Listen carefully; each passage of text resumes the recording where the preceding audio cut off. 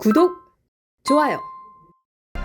여러분 안녕하세요. 권미란의 정치경제 미슐랭 매주 화요일, 목요일 오후 시간 여러분과 함께하고 있습니다. 정치를 알아야 경제가 보이고 경제를 알아야 정치가 보입니다. 경제 흐름 그 속에서 어느 쪽에 수익이 몰리고 있을지, 머니무브가 어느 쪽으로 일어나고 있을지 짚어보는 시간인데요. 정치경제 미슐랭 오늘은 코인 여신 나무 유튜버 모셨습니다. 안녕하세요. 안녕하세요. 반갑습니다. 민망합니다. 왜요? 자칭 코인 여신 나무라서요. 잘 지었어요. 감사합니다. 잘 지었습니다. 코인 여신 나무 이나무 아나운서와 오늘 함께하도록 하겠습니다. 우리 장 흐름도 뭐 여전히 괜찮습니다. 3,200선에서 크게 밀려나지 않는 모습입니다. 오늘 장은 소폭의 상승을 기록하면서 3,190선에서 마감이 됐습니다. 간밤에 미국장에서 6월 CPI 물가지표, 소비자 물가지표 발표가 있었는데 전년 동월 대비해서 2.7%의 상승, 2월 이후에 가장 또 큰 폭의 상승이 나왔습니다. 물가 상승 압력 나오고 있는데 이게 왜 그런가? 뭐 관세 때문이다, 아니다 여러 분석들이 나오고 있고요. 오늘 뭐 코스피 소폭의 상승, 코스닥이 0.7%의 오름세로 818.27포인트 기록을 했는데요. 원화가 약세를 나타내고 있습니다. 1,390원 선의 진입으로 원화 약세가 있었습니다. 오늘 뭐 이슈라고 한다면 국내 내부적으로는 이재용 삼성전자 회장의 부당 합병 회계 부정에 관해서 5년 만에 혐의가 해소가 됐습니다. 대법원에서 무죄 확정을 받았는데요. 오늘은 또 코인 시장에 대해서 자세히 짚어보도록 하겠습니다. 이번 주 미국 하원에서는 가상화폐 3법에 대한 표결에 들어간다고 해서 코인 뭐 빅이슈 주간이다 이런 얘기들이 있었는데요. 네, 맞아요. 그런데 현지 시간 15일에 196대 222로 부결됐다는 소식이 나왔습니다. 어떤 법들이 처리될 예정이었는지 살펴볼까요? 네, 그렇습니다. 현지 시간 7월 15일이었죠. 세 가지 가상자산 관련 핵심 법안, 이른바 크립토 3법이 하원의 표결에 올라갔습니다. 찬성이 이제 공화당이 196표, 반대 네. 민주당이 222표로 모두 부결된 상황입니다. 네, 맞습니다. 이 소식이 나오면서 비트코인 시세가 좀 주춤하는 모습을 기록했고요. 사상 최고치 경신 12만 달러를 기록했었다가 이 선이 다시 한번 무너지면서 후퇴하고 있는 모습입니다. 우리 원화 가치로 봤을 때는 1,614만 원 선에서 등락, 오늘장은 좀 하락하고 있는 모습을 보여주는데요. 시장에서 아쉬움의 목소리들이 나오고 있습니다. 맞아요. 그런데 이 세 가지 법안 각각 어떤 내용인지 하나씩 좀 풀어볼까요? 네, 법안들이 통과만 됐으면 지금 불장에 조금 더 큰 상승 흐름이 나오지 않았을까라는 저도 기대감이 있었는데 일단 어떤 법안이 있는지 하나씩 정리해 드릴게요. 간단히 요약하면 이렇게 됩니다. 일단 지니어스 액트 법안 다들 아시죠? 저희가 지지난주 방송에서 알려드렸던 그런 법안인데 스테이블 코인의 규제 정립하는 그런 법안이었습니다. 그리고 두 번째가 클라리티 액트 암호 자산 규제 주체에 대한 명확화를 하는 그런 법안이었고요. 그 다음이 안티 CBDC 액트 중앙은행 디지털 달러 CBDC 금지라는 법안 이 세 가지가 있었습니다.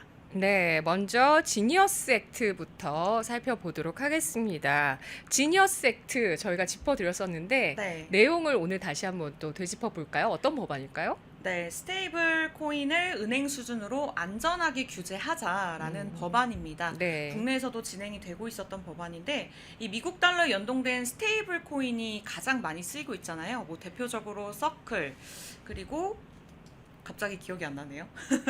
스테이블 코인? 서클과 스테이블 코인이 아, 서클과 UTD. 맞아요. 네. 갑자기 오늘 제가 컨디션이 안 좋아가지고 네. 네, 일단 테더와 맞아요. 서클이 테더. 있었습니다. 그쵸. 테더와 서클이 있었습니다. 일단은 미국 달러 연동된 이런 스테이블 코인이 많이 쓰이고 있는데 지금까지 명확한 연방 기준이 없었습니다. 그래서 이 법 같은 경우에는 스테이블 발행사의 100% 준비금 그러니까 되게 안정적인 자금을 만들어 놓기 위한 이러한 준비금 그리고 월별 회계 감사 그리고 연방 또는 주정부 등록을 의무화하는 법안입니다. 네. 미국에서는 스테이블 코인을 활성화하겠다는 이번 트럼프 2기 행정부의 의지가 있습니다. 이걸 은행 수준으로 안전하게 규제하자라는 것은 달러만큼이나 좀 믿을 수 있는 코인만 남기겠다라는 뜻이 되겠죠? 네, 맞습니다. 이렇게 해서 그렇게 달러처럼 쓸 수 있는 코인만 남기게 된다라고 볼 수 있겠는데, 불투명한 시장을 제도화해서 이제 소비자 보호의 금융 안정성을 높이겠다라는 취지였습니다. 네. 그래서 네. 두 네. 번째 법안도 네. 바로 그냥 설명을 드릴까 하는데요. 네네. 이 법안 같은 경우에는 아주 간단하게 말씀드리면 이 코인이 증권이냐 상품이냐를 딱 정해주는 법입니다. 지금 미국에서는 SEC 증권거래위원회와 또 CFTC 상품 선물거래위원회 두 개의 기관이 각각 증권과 상품을 담당하고 있거든요. 네. 그런데 비트코인 같은 디지털 자산 같은 경우에는 이 두 개 중 어디에 해당하는지 모호할 때가 좀 있습니다. 그렇군요. 그래서 이거를 디지털 자산, 비트코인 이런 것들을 미국에서 증권거래위원회에서 다룰지 상품 선물거래위원회에서 다룰지 논란이 아직 있는 건데요. 그동안 이에 따른 법적 다툼도 많았었다고요? 네, 맞습니다. 이 법 같은 경우에는 블록체인이 성숙했는지 여부를 좀 기준으로 해서 어떤 자산은 CFTC가, 어떤 자산은 SEC가 이제 담당하게 딱 나누게 되는 거죠. 네.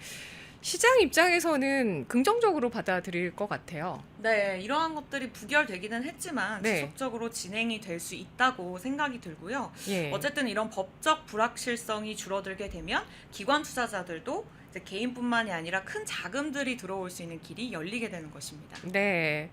그렇습니다. 기대와는 다르게 이 새 법안이 부결되기는 했는데요. 마지막 세 번째 법안은 이름부터 좀 강렬한 느낌이 듭니다. Anti-CBDC Surveillance State Act라고 하는데요.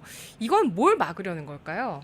네, 핵심은 이제 정부가 디지털 달러로 우리 소비를 감시하지 못하게 하자라는 겁니다. 미국 연준이 개인에게 직접 이 디지털 달러 계좌를 만들어주는 것을 금지합니다.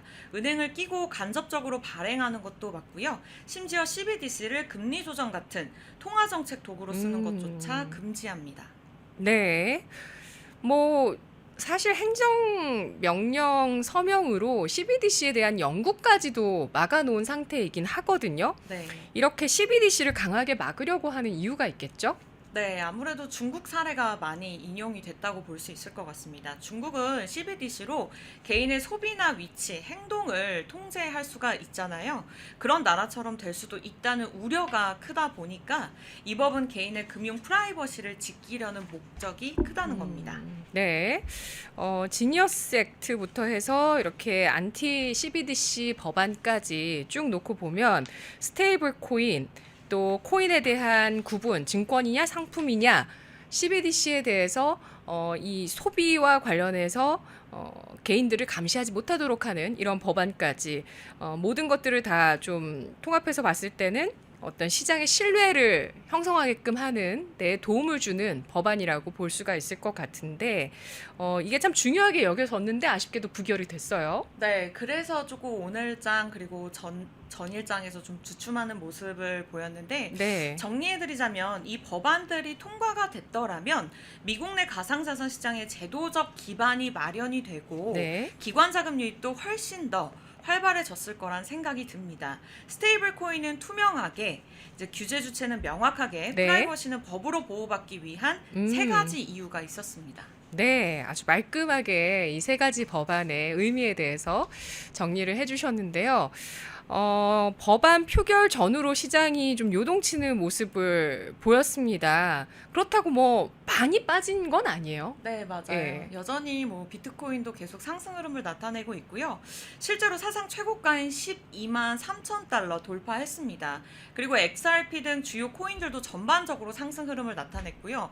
조금은 아쉬운 게 저희가 지난주에도 이더리움에 대해서 언급했었는데 사실 그때도 이더리움과 리플을 많이 고민을 했었거든요. 네. 근데 이더리움을 언급해드리고 오늘은 좀 리플과 그와 관련해서 같이 상승할 수 있는 스텔라 루멘을 준비했는데 그 사이에 또 많이 올랐더라고요. 그래서 코인이 전반적으로 어쨌든 상승 흐름을 나타내고 있습니다. 그래서 기대감이 컸던 만큼 부결 소식에 시장도 약간 아쉬운 분위기가 퍼졌는데 그럴 수밖에 없는 게 이 법안이 만약에 통과가 되었다면 스테이블 코인 그리고 지난주에도 말씀드렸던 ETF 기관별 적금 경로가 명확하게 되어지는 거잖아요.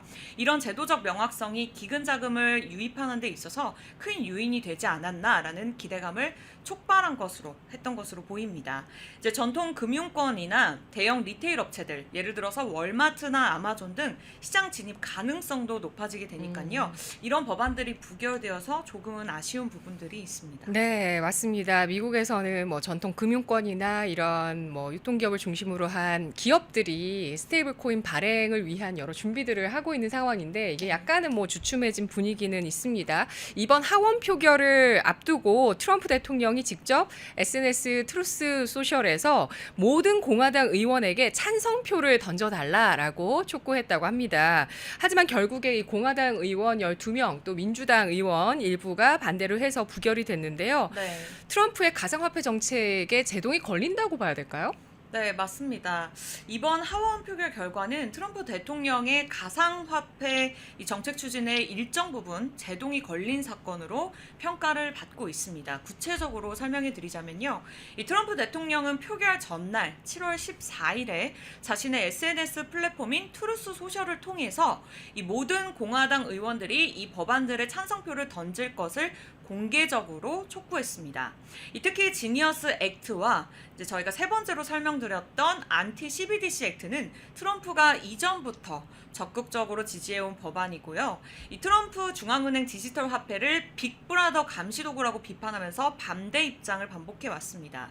이 스테이블 코인과 민간 주도의 디지털 자산 생태계에는 우호적인 태도를 보여왔었죠. 그럼에도 불구하고 이번 하원 절차 표결에서는 이 공화당 내 강경 보수파 12명이 반대에 돌입을 했고요. 네. 민주당 의원이 전원이 반대표를 아. 던졌습니다.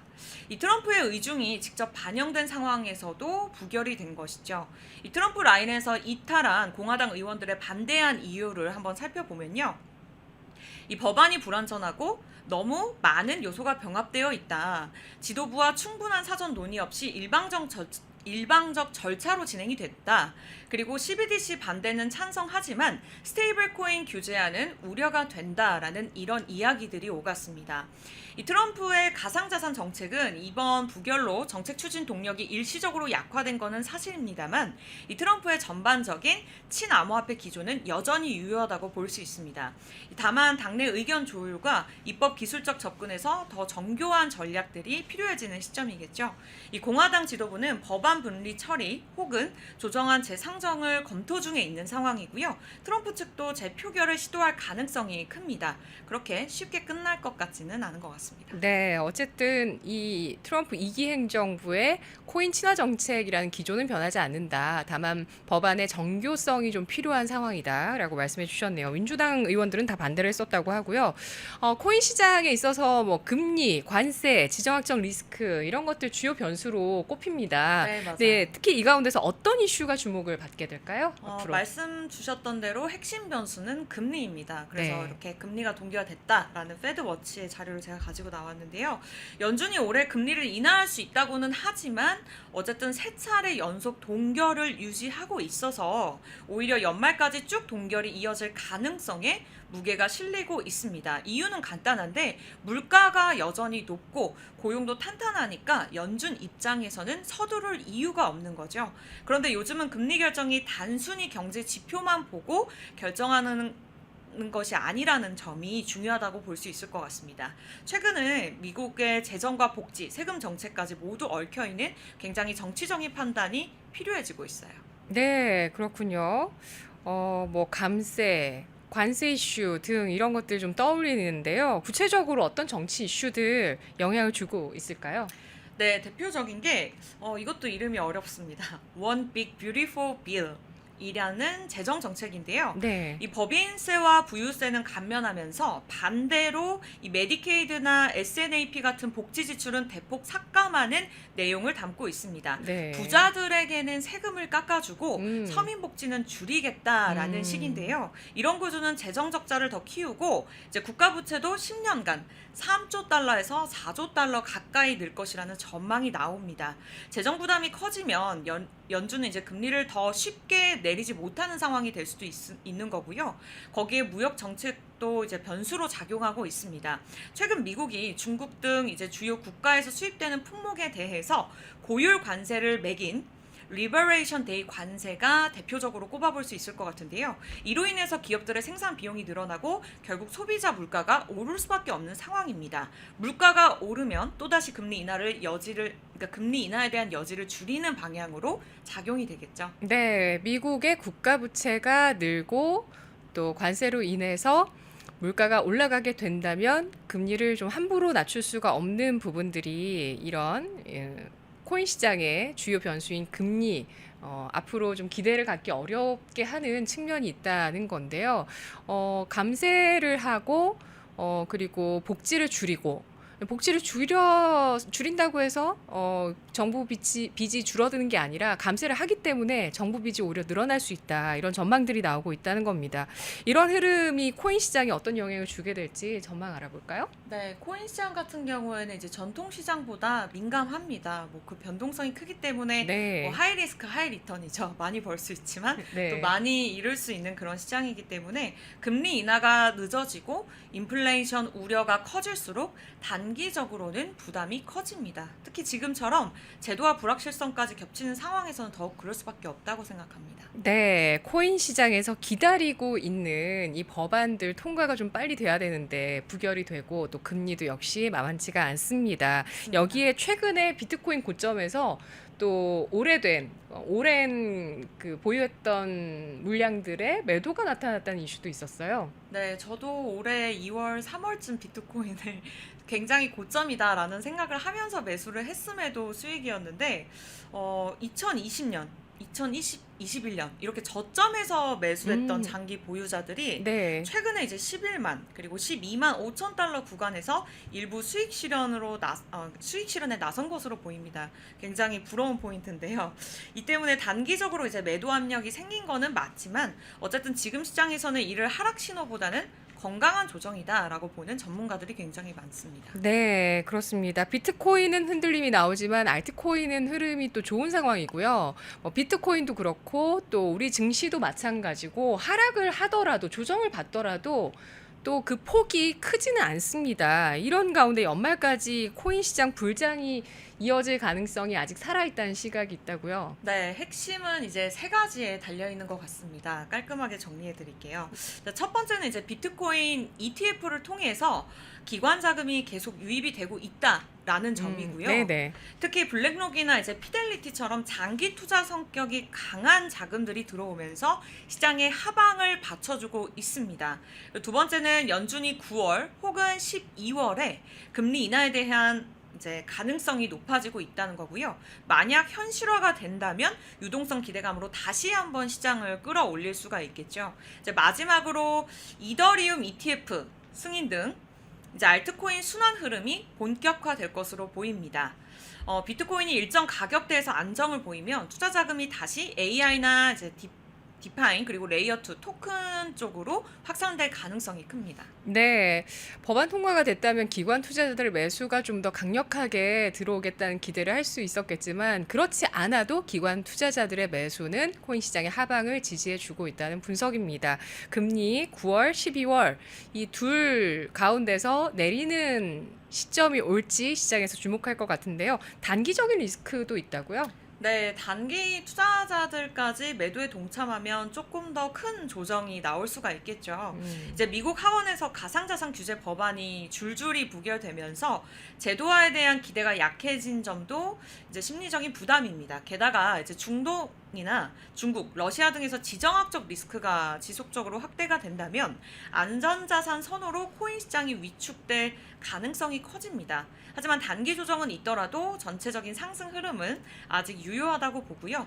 지금은 숨고르기 구간이지만 이제 ETF에 대한 이슈가 또 지속적으로 올라오고 있는 거 많이들 보고 계시죠? 이제 ETF 자금 유입이 된다면 연준이 실제 금리 인하에 나서게 될 것이고 연말까지 비트코인이 14만 그리고 16만 달러 구간까지 상승할 수 있다는 시나리오도 충분히 가능성이 있다고 봅니다. 네, 단기적으로 지정학적 리스크도 꼽혔는데요.